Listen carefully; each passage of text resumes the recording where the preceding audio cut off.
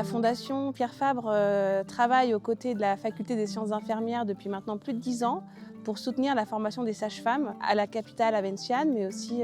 dans tout le pays. Et soutenir les soignants, les professionnels de santé dits intermédiaires qui sont directement au contact des patients, c'est extrêmement important. Les sages-femmes ont un contact direct avec la communauté. La plupart du temps, elles sont issues de ces mêmes communautés. Elles ont un lien de confiance avec les gens, avec les villageois, avec la communauté, avec les femmes, avec les enfants. C'est vraiment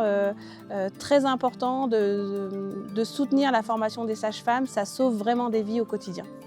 คณะพยาบาลศาสตร์ได้เฮ็ดกิจกรรมร่วมกับมูลนิธิ Pierre Fabre เนาะเพื่อยกระดับพดุงครรภ์เนาะแล้วก็ส่งเสริมสุขภาพของแม่และเด็กอยู่ในชุมชนเนาะของสปป.ลาวตามเป้าหมายของโครงการโดยเฉพาะว่าทาง Pierre Fabre นี่ก็ได้ให้สนับสนุนเนาะทุนในการเรียนต่อระดับ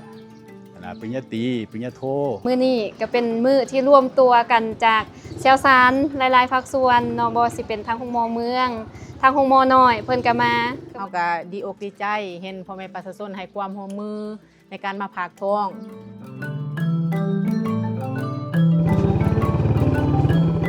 มื้อนี้แพทย์มายามเฮาแม่ถือผ้าเนาะเพิ่นบอกให้เฮาอันเกียมจิตเกียมใจเกิดลูกแล้วต้องให้มีความรู้ถ้ามีอาการผิดปกติต้องให้พบแพทย์หมอด่วนอันสำหรับข้าพเจ้าเฮ็ดหน้าที่เป็นนางพดุงครรภ์ที่ว่าซอยแม่หญิง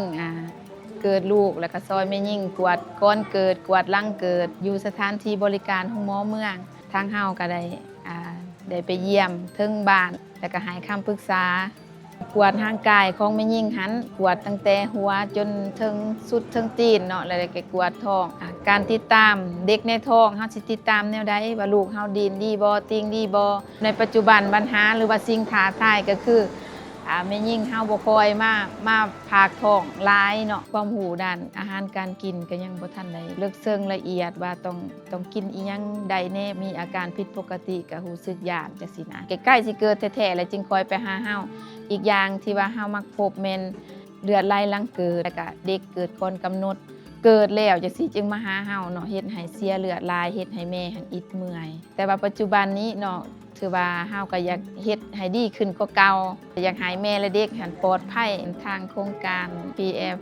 แป๊บเนาะเพิ่นได้ซอยเรือหลายอย่างเช่นว่าอุปกรณ์ต่างๆเนาะที่ว่าซอยเกิดลูกแล้วก็หลังเกิดลูกแล้วก็ได้ให้ทุนการซอยเรือพนักงานบุคลากรเฮาก็มาหลายคนเนาะแต่ข้าพเจ้าเองก็เกี่ยมขอเพื่ออัปเดตความรู้ของข้าพเจ้าเองให้ดีขึ้นกว่าเก่า